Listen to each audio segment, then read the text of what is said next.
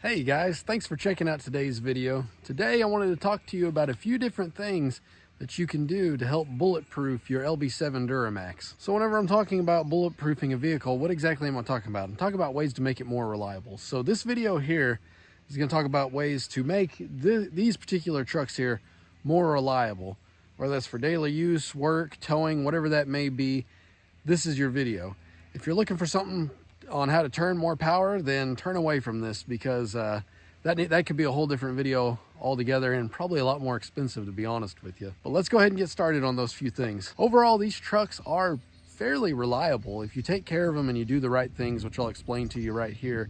They'll last for a long time, and that's something I've been really trying to think about in my life as I move forward. Is whenever I'm buying things, I'm thinking about, is this of good quality? Is this going to last a long time? And I can tell you, these trucks really are. They've got their issues, don't get me wrong, but if you address them and take care of them, these trucks will last a really long time, and sometimes they can be had at great values.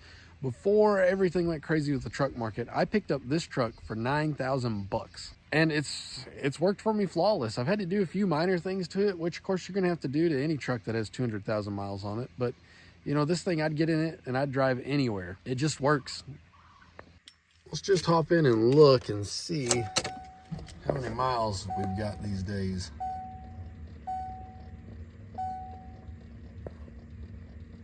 $225 and some change. So that may seem like a lot of mileage, but in all reality, for these Duramaxes, it's not just a ton. I wouldn't say that it's low mileage, but it's certainly not high mileage. These trucks can get 300,000-400,000 pretty easy if you're doing the right things. So let's talk first of all about the exterior, some things to look out for. Mainly, that's going to be rust. You're going to run into rust on these trucks. If you can find one from the south, that's the way to go.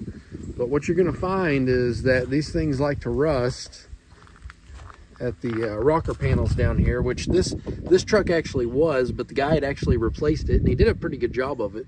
As you can see, this one's starting to want to rust a little more, but these rocker panels down here, they'll rust out. You see kind of where he's tacked this up and fixed it up. But all this down here, cab corners, they like to rust out right in here. In fact, it's rusted on the other side. I'll show you that.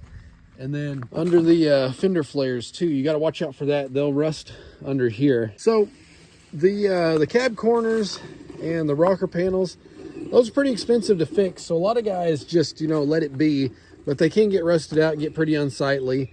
One thing that's really interesting is these bedsides here. There's actually a company that is making some that are fiberglass. So the whole bedside here you can replace in fiberglass. And if it's fiberglass, it's never going to rust, right? So if things are rusting out real bad, you can either put another bed on it or look into this fiberglass option. It's kind of expensive, but once again, I'm talking about that concept of bulletproofing. Let's make this thing last for the rest of our lives. And fiberglass is something that it's not going to weigh, it's going to last. Going around to the other side, you can see, here's what I was talking about. See that little bit of rust that I'm dealing with here on this cab corner? It's not terrible, but it is starting to rust out there. Overall, these frames, they are beefy, they are chunky. Look at that. These 3/4 ton frames, you're not going to have too much of an issue with them rusting. But with that being said, if you get a truck that's been up north and in salt all its life and somebody hasn't taken care of it, it still doesn't hurt to get under there and check it out and look for rust on the frame, because that can be detrimental. Not to mention, if you guys ever worked on a rusty truck, it's never fun. Trying to take bolts off, it can be a nightmare. So make sure that if you do buy one, it's not rusted out, and that you're taking care of it, washing it regularly and trying to keep it out of that salt if you can. All right, item number 2, let's talk about the transfer case on these trucks. Unfortunately, these trucks were plagued with transfer case issues, and specifically what I'm talking about is the pump rub issue. So they make aftermarket kits that aren't all that expensive, but you've got to take the transfer case out and work on it. It's something I'd recommend doing, just because what can happen is if you don't address it, your transfer case will leak all the transfer case fluid out, and then you're going to be out of transfer case, which is, you know, $1,000+ just for the case, and then whatever it may cost to take to a shop to swap it. So they had a design flaw in these, and it's not just the LB7s, it's that particular transfer case that they put in all these different types of machines.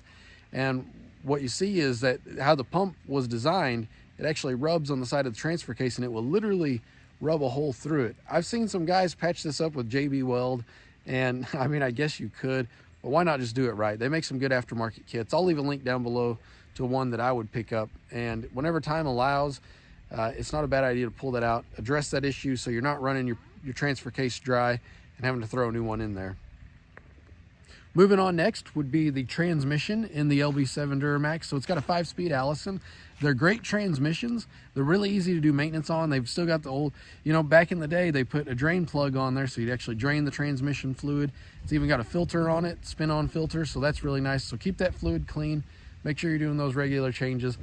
But what I want to talk about there is what you'll find, especially in the used market, are guys like to put tuners on these things and they run them hot.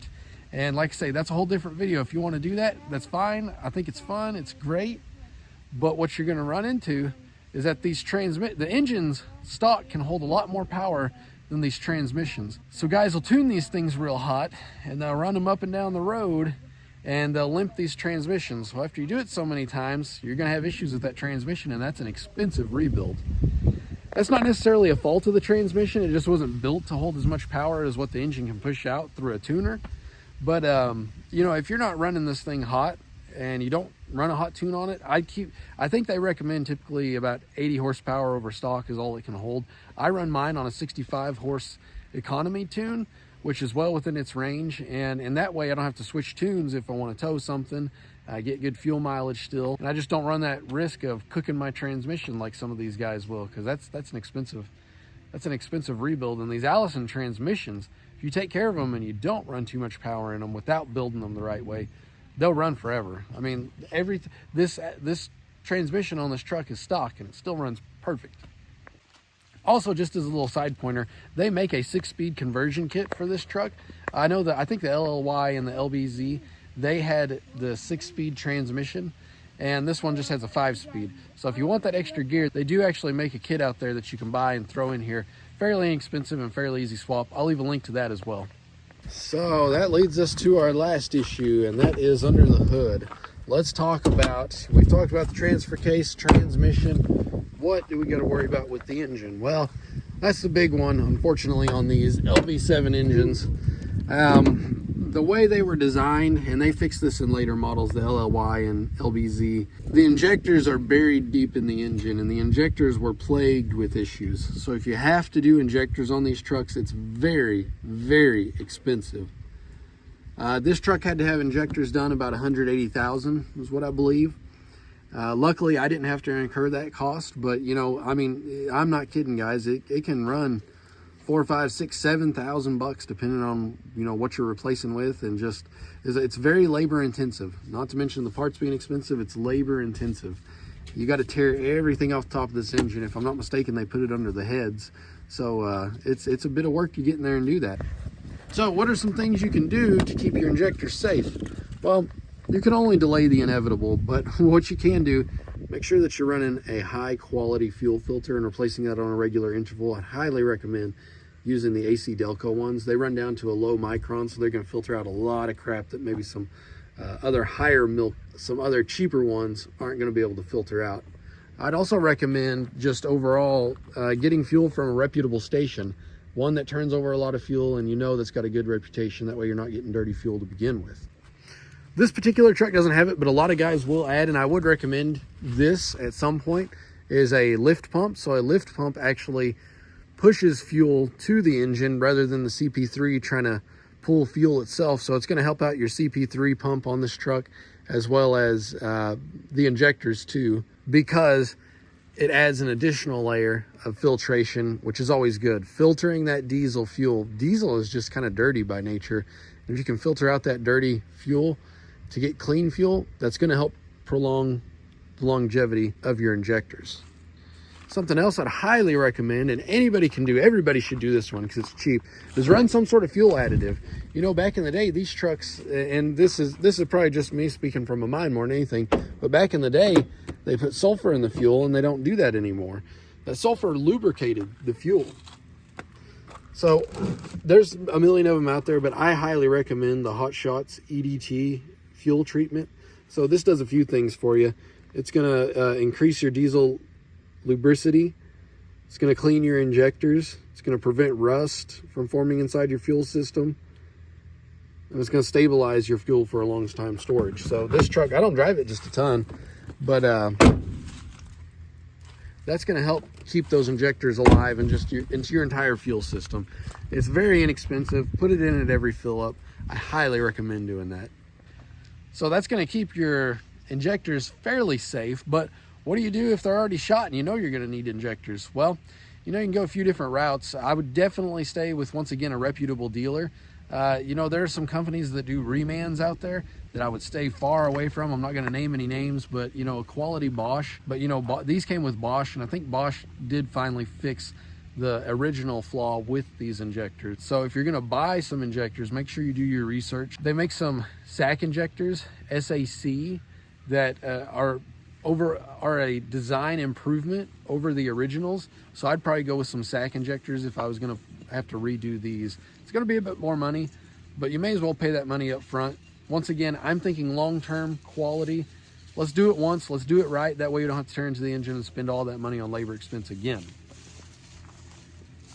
All right, guys, that's just about everything that I had in regards to these old LB7 trucks. Like I say, if you address those few issues that I talked about, which can be big and expensive, but that's the name of the game with any diesel truck. I don't care what diesel truck it is.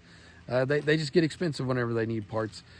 But if you take care of those things and do those few things like I mentioned, these trucks can run 300-400K, no problem.